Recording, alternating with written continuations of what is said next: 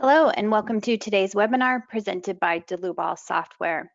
Today we'll be working in our structural analysis and design software, RFEM. The topic for today's presentation is ADM 2020 Aluminum Design in RFEM 6. My name is Amy Heilig. I'll be your presenter. I'm the CEO of the US office and also a technical support and sales engineer, and I'm located in Philadelphia, Pennsylvania. My colleagues Alex Bacon and Siska Cho will be your moderators, answering any questions you may have. They are both technical support engineers, also located in our Philadelphia office. If the control panel does seem to get in your way when you logged into this GoToWebinar, feel free to show or hide that with the orange arrow up at the top. We always want to encourage everyone to ask questions throughout the presentation. You can do so within the same dialog box. If by chance we don't get to all your questions, we'll certainly send you a follow-up email afterwards. So regarding the content over the next hour today, we will begin in our standalone program, R section. So this is new with the new generation, and we're going to import in a DXF file to calculate the properties of a custom extruded section. Then we'll see how we can integrate this custom section into our FEA program, RFEM. So once we're in RFEM, we'll take a look at the structural modeling and loading workflow. We also want to define the member design input data. So this is going to be specific to the aluminum design, and specifically I'm talking about topics like effective lengths or unbraced lengths. We'll utilize design supports for deflection calculations. We will also utilize the aluminum design add-on. So this is an add-on that is integrated within the main program RFEM that allows us to perform the design according to the ADM 2020. RFEM will perform the analysis and the add-on will perform the design. And finally, at the end of the example, of course, we'll take a look at both the analysis and design results. So let us talk about a few new features that we have within RFEM 6 related to aluminum design when we compare this to what we previously offered in RFEM 5. So as mentioned, this add-on aluminum design is going to be better integrated in the main program. In RFEM 5, we previously had to open up a dialog box, define information like unbraced lengths. And in RFEM 6, we'll see that as we model the members, including the cross-section, the materials, we can also define immediately the effective lengths. The topic of effective lengths has been completely revamped within this new generation as well. So we'll see how we can define intermediate support so that the effective lengths, or K times L, that's used for our unbraced lengths is calculated automatically. We also have added what we call design support. So if we take a look at our structure that we'll be modeling today, this carport, we have these small purlin members passing over the main cantilever beams. Well, this is a rather complex situation for checking serviceability or deflections because we have a small cantilever at the left end, the right end, but in between the main beams here, the element is supported at both ends. So we'll see how design supports can help us define more complex situations such as this. Now, the next two bullet points here I will not be showing in today's example, but I think it was worthwhile to point out that we now can consider transverse stiffeners according to section G2 when we are looking at the member shear design. I'll point that out in the example today. Also, single angle bending can now be considered according to the geometric axes if all conditions are fulfilled according to section F5.1. Previously in RFEM 5, we considered single angle bending according to the principal axes only. And finally, the detailed design output that we give for the member checks according to the ADM. We'll take a look at this at the end of the presentation. Previously in RFEM 5, we gave you variables, we gave code references, but now in RFEM 6, we're actually going to see the calculations laid out for us so that we can follow line by line to determine exactly where the design ratio comes from. So we will begin in our standalone program, R section, and I'm going to import in a DXF file for my custom extruded section by going to File, Import, DXF. So we'll want to select the DXF file that's saved to our computer. The program will initially want to know what are the units that we have set within that DXF file. So we'll set this to inches.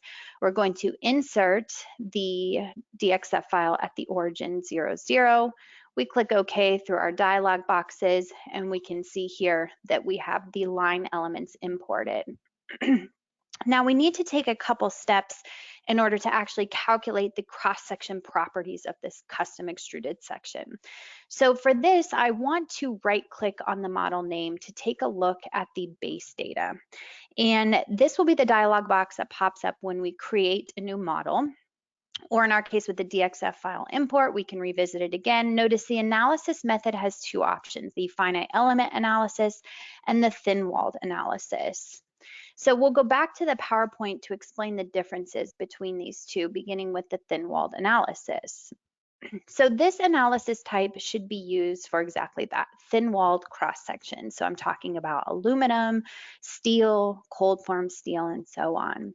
This is going to apply an analytical calculation. What we'll see is that the stress and force flow will be considered along the element length, but not the width. And what I mean by element is each one of these, such as the wall over here on the left, is considered an element. At the bottom, we have another element. So we'll see that stress and force flow along the length in the vertical direction, but not across the width from left to right with this type of calculation. Now, the torsional and warping properties are considered for those elements only. So you'll notice we have a few areas here in the upper corners that are not considered. Maybe we've modeled in fillets directly in our section. So these fillets will not be considered when we're calculating the torsional and warping properties. Now, the huge upside of the thin wall analysis is the ability to generate what we call subpanels. And these subpanels can be used to determine the width to thickness ratio of each of these elements. Once it's brought into RFEM, we can actually check local buckling. So this certainly sets us apart from a lot of other competitor programs, is that we do have the ability for these custom sections to also check for local buckling. Now, looking at the finite element analysis, the second option, this should be used for more massive type cross sections, concrete, timber, and there are situations too where maybe a custom extruded aluminum section can also be used for massive, and I'll show you a quick example of that today. The finite element method will be applied here as opposed to the analytical calculation. We will see stress and force flow along the element length, so in that vertical direction here, but also across the width. And with this method, the torsional and warping properties are considered for the full cross section. So fillets, you can see here these corners here that are kind of missing with thin-walled analysis will all be considered for those particular properties. Now, the finite element analysis is certainly going to be a quicker approach, which we'll see this with our example today. But the downside is that we do not get subpanel generation for those local buckling checks. So just something to keep in mind, some of those differences between these two options. So going back to our section, what we'll begin with first is the finite element analysis here in our dropdown. So we click OK. And what we want to create is a new part. So we go over to our navigator. We can simply right click on parts to create a new part defined by the boundary lines. The initial material needs to be set here. So we maybe have some default material, or we can create a new material. I'll go ahead and edit this default material by launching my material database. And over on the left, we have our filters where I can select aluminum from my dropdown, as well as the ADM 2020. And here, all of the aluminum materials directly from the standard, including the 6061 category, and we can see the individual materials listed out here. Now, for today's example, I'll choose the 6061 T6 for extrusions. I click OK. We see the material properties generated here. And up in the upper right, I want to use my arrow to highlight over all of the boundary lines. Now I'm going to hold down my Shift key to deselect the elements in the interior here. So when I click OK, what we'll see is our part generated, But of course, we need to add in that opening in the center. So what we'll want to do then is to right click under openings, create a new opening. Same concept here where we'll choose our boundary lines. We can drag over those 4 center lines. I click OK, and now we can see our section is generated considering that opening. And really that's all that needs to be done for this finite element analysis. I can go to calculate all, the cross-section properties are immediately presented to me in table format here down at the bottom. So you'll notice that all of these properties can be saved with the model up here in the upper left-hand corner. This is what we would want to bring into RFEM, for example, for this custom extruded section according to the finite element. Now, we also have some graphical options over on the left. We can also view the unit stresses here based on applied 1 kip load or 1 kip foot moment. So that would, again, be all that's entailed for that finite element analysis. But we want to take this a step further to consider local buckling once we do get into RFEM. So what I will do now is to right-click to go back to the base data and instead change the analysis method to thin wall. I click OK. Now, everything that you have seen up until this point is still applicable for the thin wall analysis. We have to create the part, we have to create the opening, but we take it a step further by creating our elements.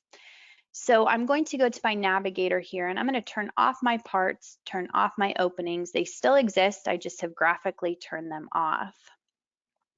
In order to create the elements, which will essentially be tracing over this section, what I want to do here is to create some additional nodes that will guide me in generating those elements. So I'll use my tool option up here at the top to create a new node between 2 existing points. I'm going to turn on this option here to set the node type to standard. This allows me just to click 2 nodes. I click apply and we see the 3rd node generated. And I'm going to do this at various points throughout this cross section. Again, these are going to help me define my elements with the start and end node locations. We'll do so at this 3rd horizontal location as well as on the right side here. So clicking my 1st point, my 2nd point, and finally we have a couple points down here at the lower left that we would also like to generate. So once we have completed the generation of the nodes, now notice I'm not creating these same nodes on the right-hand side. We'll be able to mirror our elements from the left to the right-hand side to save us a bit of time. I'm going to hold down my control key to select both of these center nodes and use my move copy tool. For this, I'm going to set the displacement direction here parallel to the y-axis. Then I can use my measure tool here by clicking on 2 points. I click OK, and you can see that those nodes are just simply moved to the center of this these vertical lines. I'll do the same thing for this node on the right by selecting it using my move copy, and I just simply delete the negative sign to move that to the center line on the right-hand side. So we'll begin by drawing our first element by right-clicking on the elements within the navigator to create a new element defined by a single line. Within this dialog box, we can take advantage here of the option to measure in order to set the thickness. So I can select 2 of these nodes to set the thickness automatically here. Then I define my start node, my end node. I click OK. I can hit apply and next, and notice in the background that first element was created. We'll do the same thing for our second element by taking advantage of the measure tool. I set my beginning node on the left and my end node on the right. I click apply and next. We have our second element created. We will set the measure option here for the longer horizontal element, and my start node will be on the left of the cross section, end node on the right. I click OK, apply and next. And finally, we have our last horizontal element, which I will use the measure tool once again at the bottom here from center point to center point. and my nodes will be on the left and on the right. So that takes care of all the horizontal elements, but I do need to create the vertical element on the left-hand side. We also have the ability simply to type in the thickness directly, 0.125 inches, and I select my bottom node here and my top node. I click OK, and we should see that vertical node, vertical element generated. So I will select the vertical element, hold down my control key to select the smaller two horizontal elements at the top, and I will take advantage of my mirror tool. So exactly like what we would see in AutoCAD, where I can create a copy to mirror about the z-axis, and I can graphically select my mirror point anywhere along the center line of this cross section.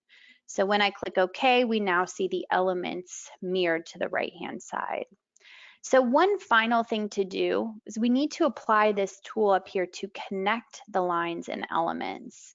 And what I will do is to select the box over the entire cross section here. And notice when we do this, it's now broken this vertical element into segments. This is just purely so that the program detects where these horizontal elements will connect to the center line of the vertical elements. So now the generation of all of these elements is complete. We can click calculate, calculate all. We will now see the cross-section properties generated based on the thin-walled analysis. So a lot of these properties will be similar or very close to the finite element analysis, but perhaps if we take a look at torsion and warping, we might see some differentiation there. Because again, these are based on the elements, those particular properties, rather than that part that is created underneath what we're visually viewing here. So we would want to save this with the results somewhere on our computer so that we can bring in this cross-section into RFEM. One other thing I just wanted to show you, maybe an interesting example here, is a custom extruded section that might look something similar to this. Now, this one was used with the finite element analysis. So this might be argument, hey, we're not so interested in local buckling for a section like this. It might act a little bit more like a massive section, not to mention just the complexity of trying to trace over these different elements. So you can easily apply the finite element analysis here and just not get local buckling checks, but still bring this section into RFEM to design according to the ADM per usual. Okay, so we will begin here in RFEM by taking a look at our base data. And the base data would come up when we generate a new model. You can see here the model name would be set, the type of model is set to 3D. Under our second tab, these are all the various add-ons that are optional that you would purchase with your RFEM license. And today we'll be working with the aluminum design. So you can see I have this turned on. I also have activated the wind simulation. So this will be taking advantage of our other standalone program, RWIND, for a CFD wind analysis for this type of structure. So we'll see that a little bit later on. Under the third tab, this is where we set the standards that we would like to use for design. You'll notice initially at the top, we want to generate our load cases and combinations according to the ASCE 7. You'll find here the NBC and many other international standards. The aluminum design here is set to the ADM. We also have the Eurocode available. For the ADM, we will be using the 2020 version. Under these settings and options, this is where we can orient our local and global axes. You can see that mine are set to upward.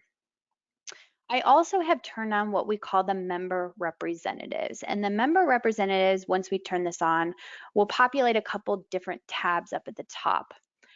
This is going to group together members that have similar materials, cross sections, lengths, so that we can better input data for the group of members rather than having to individually set this or modify this input information for each individual member. And we'll see how the member representatives can help us today. So once we have defined all of this data, we'll go back into the main program, and you can see for the sake of time, I have already modeled our carport aluminum structure here. I've also applied the loading that we'll go through. So let us take a look at the various cross sections and materials that we have defined. We'll begin here by taking a look at one of the columns. So I double click on this column. You can see the member type is set to beam. Under the second tab is where we can set the cross section. So when we define a cross section, we can visit our cross section library. And we have several thin-walled options here. So if your custom aluminum section fits into one of these categories, then you really don't need to use our section at all. But for anything outside of this, it might be advantage to make use of our section, that standalone program we were just in. But of course, we also have these standardized sections directly from the ADM. So for example, if we take a look at the hollow sections here, similar to the material library we saw in our section, we have our filters over on the left where we filter to the United States and to the ADM 2020, and we see our square tubes available directly from the standard as well as our rectangular tubes.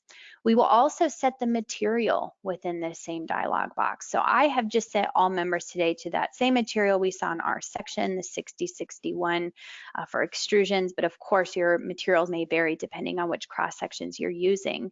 We can always access the material library here in the lower right-hand corner. It will look exactly similar to what we just saw in our section. We also have back under this main tab, the design properties. Notice this is turned on. This is relevant to that aluminum design add-on. This is telling the program that not only do I want to perform the analysis within the main program RFEM, but I want to take advantage of this add-on to also perform the design according to the ADM 2020. When I turn this off, notice multiple tabs up at the top disappear. We will only be using this member for the analysis then. I had also mentioned in the PowerPoint the transverse stiffeners. So this is a checkbox here that you can turn on, and we get an additional tab here where we can define a new transverse stiffener type, for example, some type of flat plate. And we can define along the length where these flat stiffener plates might be located. We can apply multiple plates. We define the material and the dimensions. And then again, that will be considered within Chapter G, the shear design of the member. So not so applicable for our example today. So we'll go ahead and leave this off. So looking at our cantilever beams, and I will double click on these to go over what we have going on. Same thing, member type is set to beam, but notice under the section tab, the distribution type is set to linear. We certainly have a deeper cross section where it connects to this column, and then we're going to linearly transition into the smaller section here at the cantilever end. So we do this by setting the distribution type here to linear, and then I would define two different cross sections at the member end and member start. So beginning with the member end here, if we take a look again at our cross section library, I have defined this as a T-shape. And we find T-shapes again by using our filter over on the left, and all the various sections are shown here. So I would go ahead and save this particular section. Now for the member start, what I also did is I created a new section and I selected again my T-shape here, but we have a nice feature down in the lower left corner where we can take any one of these standardized sections from the code and convert it into a parametric section. So all of the properties from that standardized section are brought into this dialog box, but I can make modifications such as the depth. Maybe I want to set this to 12 inches or 10 inches or whatever it may be. So once I have this defined, I would also save that cross section, and then you can see here I would define the two different sections at the member start and member end. Also under this particular member, or actually, well, you'll notice here that the design properties are also activated. So that's all that I wanted to cover for this particular member. Now, lastly, we have our custom extruded section, and this comes from our section directly. I'll kind of zoom in here and maybe turn this into a solid rendered view. We can see the true rendering of this cross section that was brought in from our section. And we do so, I'll go ahead and double click on this particular member. by selecting a new cross-section from our cross-section library, and over on the right-hand side, we can directly import one of those files. So make sure it has the saved results. We can bring in those cross-section properties, and like I said, even the rendering is there. What else you'll see here under the main tab is I have activated the eccentricities. So for each one of these purlin type members, I have created a member eccentricity here to offset it to the top of that tapered cantilever. And with these eccentricities, I have set the bottom of my R section member offset relative to member number 3, the top of member number 3. So the advantage here of using this option here for eccentricities relative to a section, this just means that when I make changes to the cross section, either my custom extruded section or member number 3, that eccentricity is automatically updated. If I choose one of these other options where I manually define the eccentricity, then if I make any changes, I have to go back in here and modify that eccentricity as well. So certainly a useful feature. Okay, so we also will take a look at these small purlin members here and notice that they are broken apart into 3 segments. And just with the complexity of the linear member, the eccentricity, in order for the program to detect here that these elements are connected, I had to break them apart. But we still want to design these members as one continuous member, and that's not a problem in the program. The reason why is because we have what we call member sets. So I can highlight the individual segments here in the center, hold down my control key to select the left cantilever, the right cantilever, and when I right click under the members option, I have the ability here to create a member set. Now the program is intelligent enough to determine which elements are continuous to create those individual member sets. So when I do, and I zoom in here, what we'll see then is a faint dotted line kind of grouping these 3 elements together. So now we can design the member sets instead of these individual member elements. We even see them listed out here in our navigator over on the left, each one of the member sets that the program automatically created. Okay, so that gives us a general overview of the various cross sections, the materials. Now I would like to get into the information that is relevant for the aluminum design specifically. And we'll begin with the effective lengths. Now I could go in here to begin with my column by defining the effective lengths, but remember when I was in the base data in RFEM, I turned on what we call the member representatives. The member representatives are now shown over here automatically in our navigator. It is grouped together similar members with cross sections, materials, lengths, and so on. So under the member representatives, we have our first group here for the columns. So when I double click on the member representative, we have the exact same tabs available to us that we do for the individual members. So when I go in and define an effective length, what's nice is that if I make any changes to the effective length, it will now be applied to both members 1 and 2, rather than having to individually go in and change each member. So let us begin with the effective length definition here. I'm going to create a new definition type, and you can see that this is all related to stability. So we have flexural buckling for the strong and the weak axis, torsional buckling, lateral torsional buckling. For lateral torsional buckling, we have 3 analysis options here. The eigenvalue method. So this is certainly a more theoretical approach where we will run an eigenvalue analysis underneath the hood to determine what the critical buckling moment is and use that for the capacity. The second option is user defined, and the third option is according to chapter F. So if you want to directly relate to the ADM standard to calculate that critical buckling moment capacity, then we can do so here, and notice we get some additional information on the right.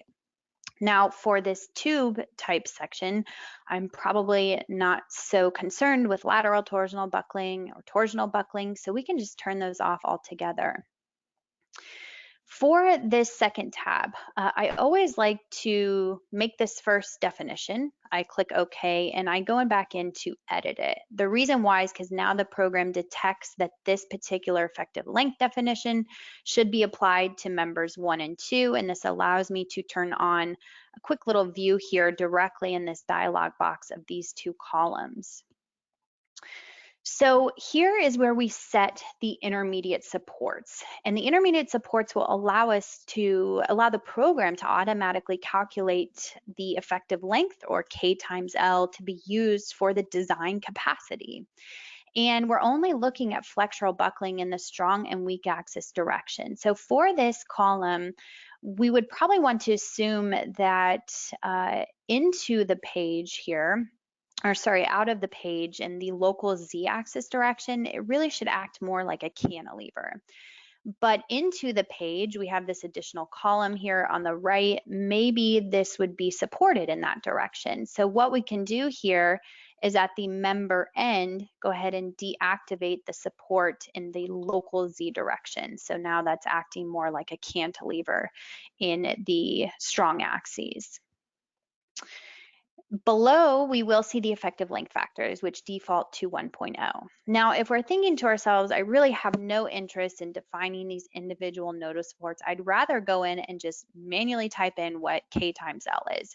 You can always do that by turning on the absolute values here. When we turn this on, kind of neglect these options up at the top because we're going to override them directly with the effective length KL in the strong and weak axis direction.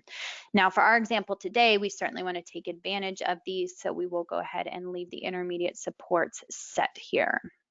So we can see our picture update for our particular columns. The local section reductions, we can create a new definition type here. This is exactly as it sounds, where we can actually reduce the cross-sectional area. And we would want to define at which X location along the member length we would like to reduce the area. We can put in the area of reduction here down in our table. And this is all related to Chapter D, Design for Tension within the ADM, as well as Chapter G, Design of Shear. So if we have any reductions, we could go ahead and input them in here. Now we don't for today's example, so we'll leave that empty. Now, the shear panel and rotational restraint are strictly related to the eigenvalue analysis for the critical buckling moment that I had mentioned for lateral torsional buckling. So probably quite often we won't be making any adjustments to either the shear panel or rotational restraint, so we can just go ahead and leave these empty. The design configuration gives us 2 options, the strength as well as the serviceability, and we have 2 default options set here. So let us go into the configurations themselves to talk a little bit more about what we're setting. So currently we have stability design turned on. We also have some limit values, and this just means that if our internal force falls below this limit that we've set here, we'll pretty much ignore it for the design checks. You can see the values are set quite low. Most importantly, though, is the local buckling. And the local buckling options that are given here are the 3 methods presented within the ADM. And primarily we're using this within Chapter E for compression design and Chapter F for flexure design. The weighted average method, the direct strength method, and the limiting element method. By default, this is set to the weighted average method, but you can go in and modify this here. The second tab, the stability, is related again to the eigenvalue analysis. It just tells us where we want to apply the loads. This is set at the shear point by default. For the serviceability configurations, quite straightforward here. We are just simply setting the limiting deflection ratios. So you can see the beam limit is set to L over 360, the cantilever is set to L over 180. Now for our carport structure today, this really isn't a building. We're probably not so concerned with deflection. So maybe we want to decrease this quite a bit to using something more like L over 120. And notice the cantilever automatically updates to L over 60. And you can create multiple serviceability configurations down here at the lower left if you want different members to have different serviceability limits. So we'll click OK there. Now finally we have the design supports and deflection. If I do absolutely nothing within this particular tab, the program is automatically going to assume that the member is supported at the start as well as at the end. But we know in this scenario here, we really want this member to act more as a cantilever here, kind of out of the page in the global X direction, but maybe it would be more supported at both ends when we're looking at the global Y direction or kind of into the page there. So we do this by setting what we call design supports. And I will create a new design support at the member start. So you can see here the type is set to general, and I'm going to support this only in the local Z axes. We do need to give it a support width, and this is pretty arbitrary. It's not going to be used for the design. We're purely just setting this width, and the support depth is automatically calculated by the width of the member, and it's going to be active for deflection design. Now, I'm not going to set this in the local Y axes. So we'll go ahead and leave that off. Now, when I click OK, what we see here is this element supported in the local Z-axis direction. So it will be referred to more as a cantilever. So the L/60 limiting deflection ratio will be applied. Now, in the local Y-axis, though, it is going to be considered supported at both ends. So that L/120 will be applied. So once we are done defining this input data for the aluminum design for our first member representatives, we also have the second set shown here within the same dialog box. And this is for my 4 cantilever tapered elements. So we'll begin with the design types here for effective lengths. We will want to create a new definition type. And for this, remember, I like to click OK and to go back in here to edit it just so that those members are now detected for this particular definition type. We will leave on the flexural buckling for strong and weak axis, as well as torsional buckling, lateral torsional buckling according to the eigenvalue method. Under the second tab, we will turn on our little view here in the lower right-hand corner. And by default, the program sets these restraints at the member start and the member end. And we know that's certainly not correct for this cantilever. So what we would like to do is for the program to detect these intermediate nodes where, remember, those purlins are framing into the top flange at the top of this tapered beam. So we can turn on intermediate nodes. Then what I'm going to do is to use this option here to select the member graphically. So I'm kind of put back into RFEM here. I select any one of those 4 members, and notice now I have additional rows here within my table because it's detected those nodes along the member length.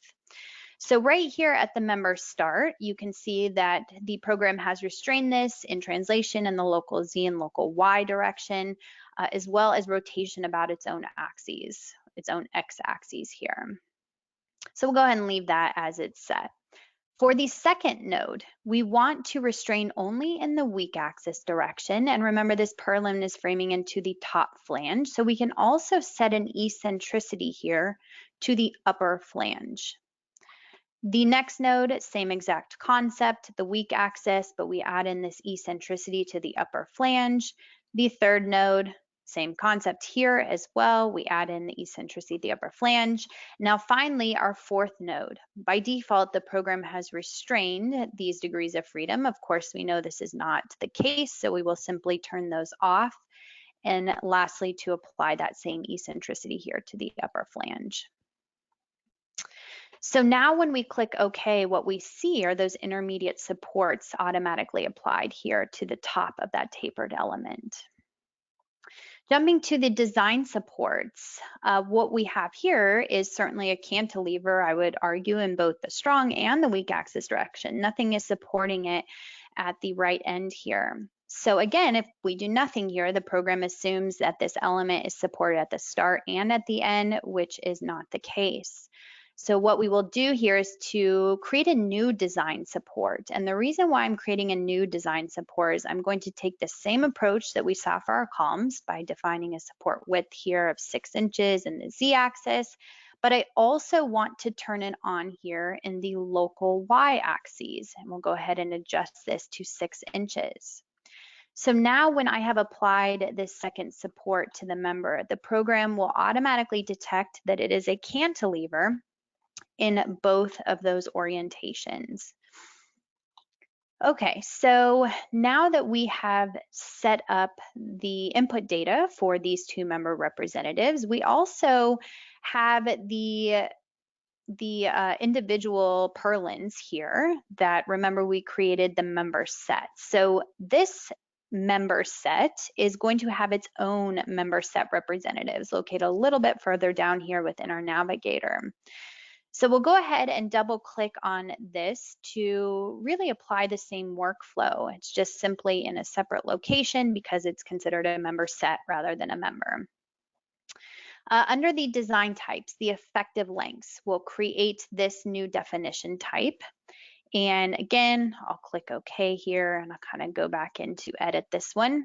I want to turn off torsional buckling, lateral torsional buckling. Maybe this is a little bit more of a tube type section, so I'm not concerned with this. And we'll jump to the nodal supports and effective lengths. Now, again, by default, the program sets these nodal supports here at the member end, which is not correct. This is really a cantilever type scenario here. So we turn on the intermediate nodes, and I once again graphically select, not the member this time, but I'll select that dotted line kind of that's grouping these three segments together so that the program will generate a couple more rows here to detect those intermediate nodes. And at the member ends, I'm just going to go ahead and turn these off because remember, we kind of have a cantilever type situation. But rather, where it frames into the tapered cantilever sitting below it, we'll go ahead and restrain this element here in both the strong and the weak axis directions. So now we click OK, and what we should see then are intermediate restraints update here to the interior nodes instead. Now the design supports is interesting for this member as well because again, we have cantilever out here on the left and right, but we really have a supported type situation between the interior nodes. So once again, even for this complex situation, we can take advantage of the design support definition, but this time for the internal nodes. So what I'll do is I'll use my drop-down box here to create a new design support for the last time. This time I'm going to give it a design support width of 4 inches. That's just the width of that T section sitting underneath it. I'll go ahead and only activate this in the Z-axis direction. I'll click OK, and now we see that design support activated here. I'll just simply use that same definition type for my other internal node, and now we see the design support on the right-hand side. So this will now be using the L/120 for this segment here in between the two supports, and then on either end, it will use the L/60. So now I have defined the effective lengths. I've also defined those design supports. What's nice is that in our navigator and specifically under the display options, we can actually see that information that we just set shown graphically.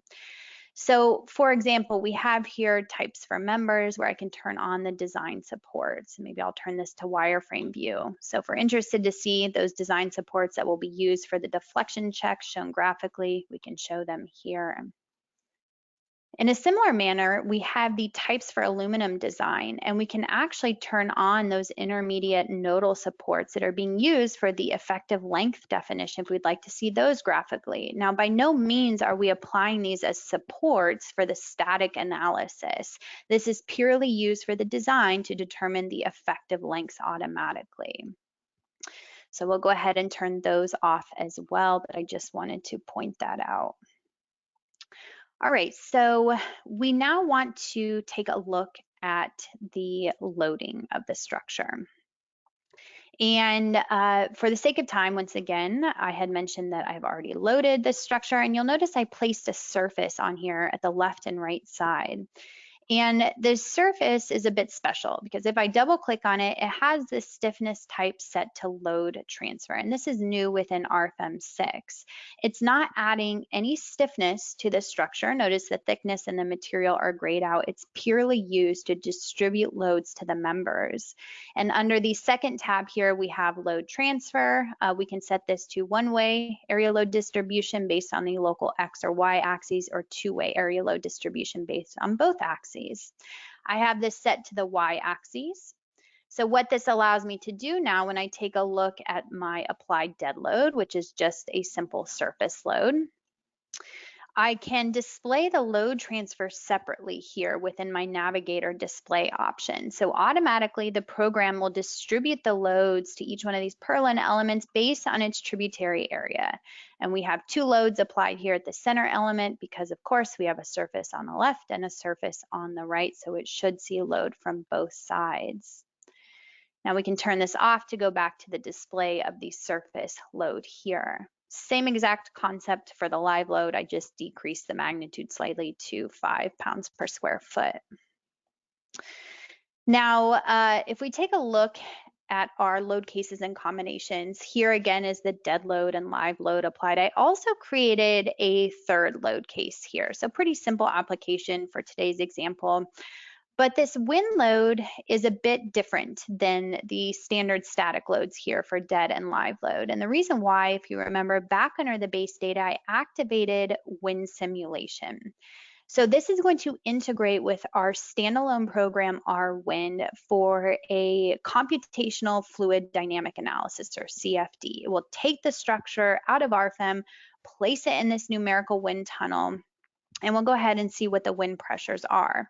So why would we want to use this? Well, when we refer to the ASCE 7 for freestanding carports or freestanding canopies, there really is no guidance in the code on minimum wind loads. We're simply supposed to treat this structure like an open building.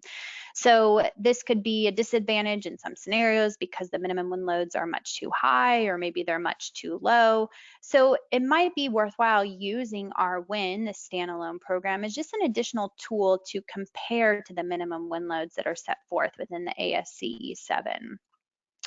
Notice here for this load case, the analysis type is not set to static analysis, but now it's set to wind simulation. And under the second tab, this is where we can control the settings. We can also set the wind profile. You'll notice I have this set according to the ASCE 7. So my wind velocity as a function of my structure height is shown over here on the right-hand side. Now, of course, we could get much more into this, but we certainly don't have enough time for today. But we do have webinars on our website dedicated entirely to RWIND. What I can do, though, is to take a look at here using this button to calculate the RWIND model. And it will go ahead and launch RWIND as the standalone program. And what you'll see here is that my structure was brought in to this numerical wind tunnel. If we zoom in here, even our custom cross sections from our section are brought in. You'll see the tapered elements and of course the surface element shown here. And our numerical wind tunnel is shown or indicated by this box, and we have the wind flow kind of coming in from left to right here. Now I've already solved for this model, so what you'll see eventually when the calculation is complete is the wind pressures on this carport. We can kind of move our mouse around to view what the wind pressures are both on our column elements. We can kind of turn this upside down here to view on the underside of the carport and just what the various pressures will be based on this particular analysis. We also can view the pressures in and around the structure. So we'll use our slider tool here where you can kind of move this back and forth to view the different pressures. Same concept for velocity. So we really see how the wind speeds up underneath the carport as well as up here at the upper left. And finally, we have what we call the velocity vectors. So we can see, indicated by these colored arrows here, kind of the magnitude and the direction the wind load is going to move around the structure, also turning on our streamlines. And everyone's favorite, these streamlines, we can also display as a flow animation. So we can see the particles kind of hitting this structure, moving on and around it. But ultimately, what we're trying to get out of this calculation is back to the wind pressures here. So once we're done with the calculation in RWIND, and we can do all this underneath the hood without even opening RWIND at all, what you'll find within RFEM is we'll bring these loads back into the program, and we can combine with dead load and live load and so on.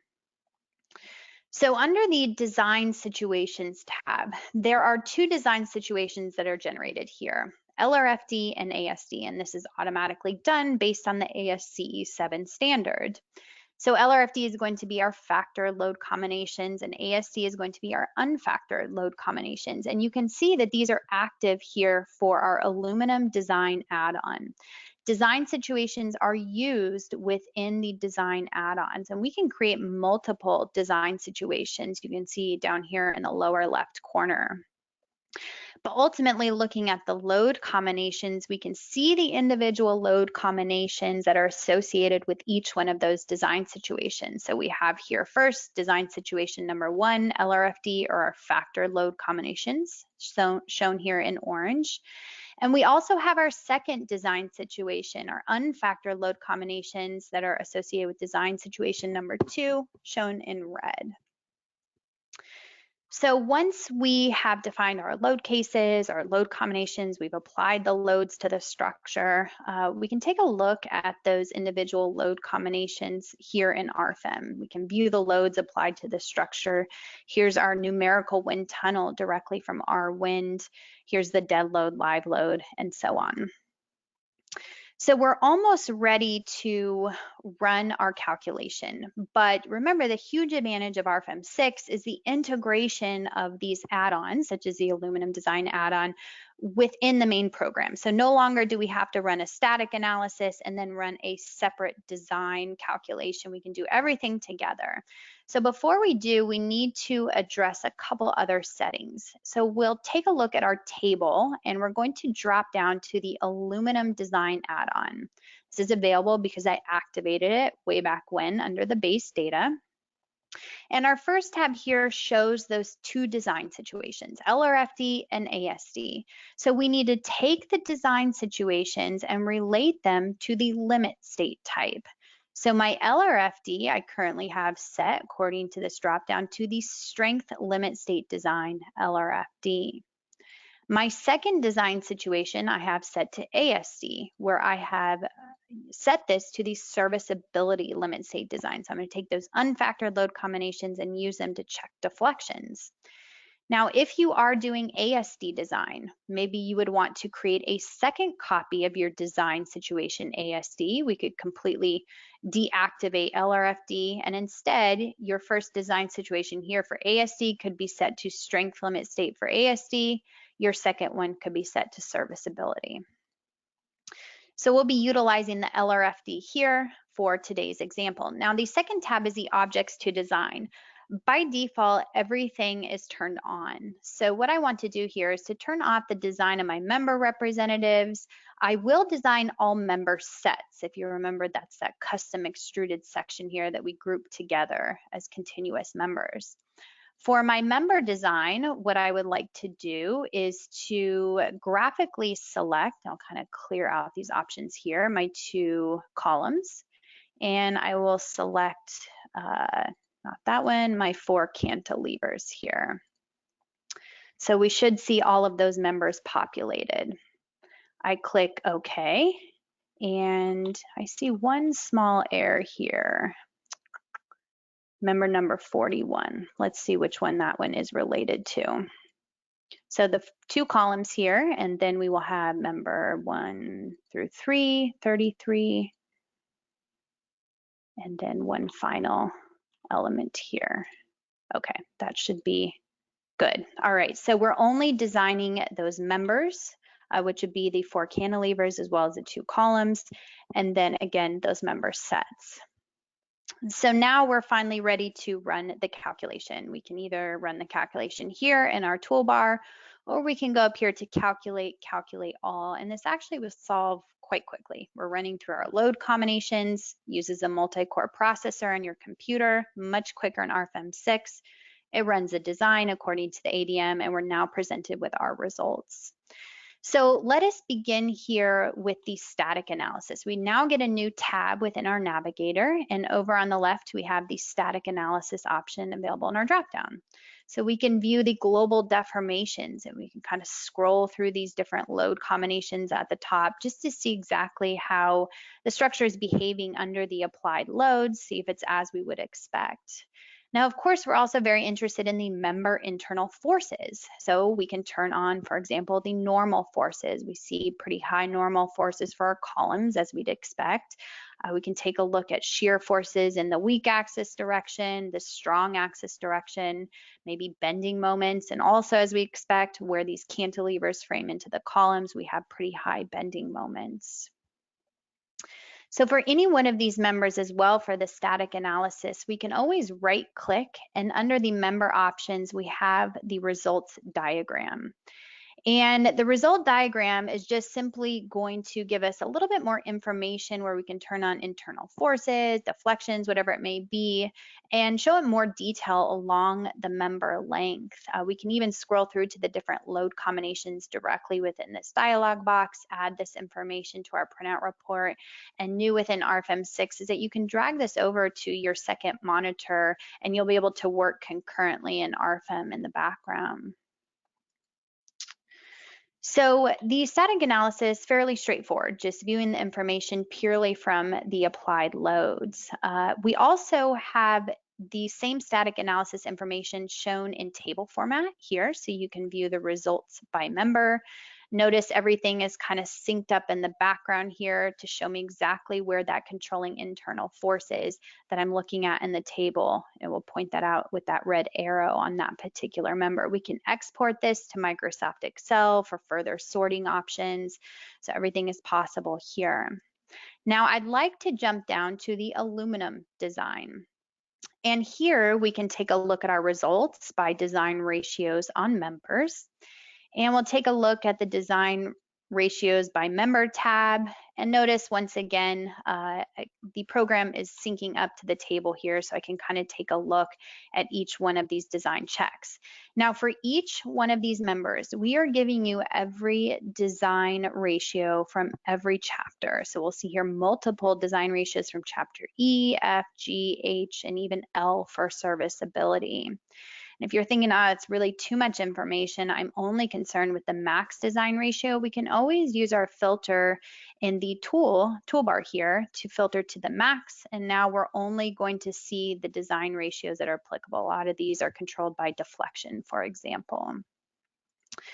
But going back to no filter, I thought it might be interesting here if we take a look at the design ratios by the section.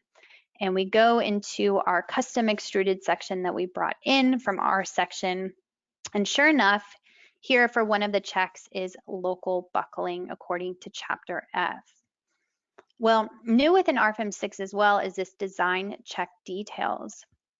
So this is going to give us the code equations that, again, we can follow line by line. The variables are listed here, the code references also on the left-hand side, just to understand, again, where the ultimate design ratio is coming from, rather than kind of being a black box software. We can follow, again, line by line. But again, because we ran this custom extruded section according to a thin-walled analysis and kind of took the time to trace over that element, we're now going to get section classification here for local buckling. And if we take a look at element number 5, for example, we can see here exactly how that element was classified according to chapter B, and the local buckling checks will now be carried out according to chapter E and chapter F.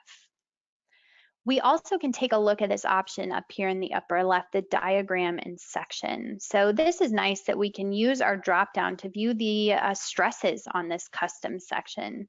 So currently we're looking at the normal stresses, primarily in tension, but we can use our drop-down box to view any one of these stress options available here, including shear stresses as well.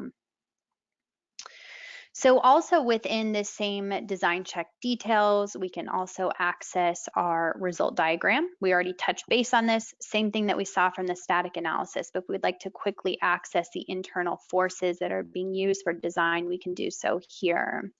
You also can get the various checks from the same X location. So if we jump to one of these other checks from chapter F for yielding, again, we're going to see every single equation listed out here and able to follow it one by one. So we'll go ahead and close out of this. Now everything is visible in this table format, of course, but we also have some graphical options. Currently we're viewing the design checks, the ratio envelope. So essentially just the max of all design checks is currently what we're looking at on the structure. And we can compare this to our color panel over here on the right. What I thought would be interesting to show is if I take a look at this tapered cantilever beam, and we'll create a visibility by the selected objects. I'm going to turn off the design check, and remember the rendered view looks something like this. But underneath the hood, everything is created as just a center line here. What we can do is to take a look at this particular member for lateral torsional buckling. And when I click on that option within the table, we're currently viewing the mode shape. So I took that eigenvalue analysis method for the LTB checks. And underneath the hood, this eigenvalue analysis is run to determine what the critical buckling mode looks like for this member before it fails. And this is what we use for the capacity calculations for LTB. We can also take a look at here to decrease the factor a little bit, just to see in a bit more detail what's going on with this tapered element. So kind of interesting there as well. Okay, so hopefully that gives you a better summary of just how we can create those custom extruded sections in our section, bring them into RFEM, and to really run the full analysis and design for our aluminum structures. So I'll go ahead and jump back to the PowerPoint to close out our presentation today. So I always know this is quite a bit of information packed into 1 hour, but we record these presentations and they're available usually within a day on both our YouTube channel as well as the web page that you use to register for this webinar. You can even download the RFEM model that I used today as well as the R section model. You can open it up in the 90-day trial version that we offer. So that is full capability RFEM. It includes all add-ons for the full 90 days, same concept for our section. If you have any questions about today's presentation or any of our products, feel free to contact us at our Philadelphia office with the information shown here at the bottom. That's 267-702-2815 by phone or by email. You can reach us at info-us@deluwald.com. So we will have many more upcoming webinars. You can register at deluwald.com under support and learning webinars. As most of you know, I tend to send out a reminder email about a week before these take place, so feel free to sign up directly through the email as well. PDH certificates will be automatically emailed to all participants who were here for the full presentation. So the full 60 minutes, this is a requirement by the states that we are pre-approved providers that if we issue the PDH, you must be here for the full presentation. Now this isn't done immediately after the webinar ends. It will usually be sent out within a day or two. So just have a little patience with that it won't come immediately after this presentation ends.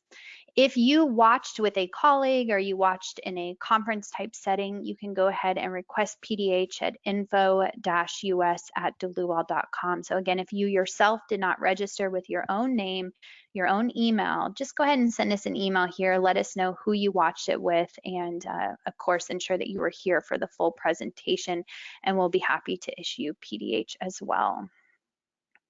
And with that said, I want to thank everyone for attending, and as always, we hope to see you at the next webinar. Thanks.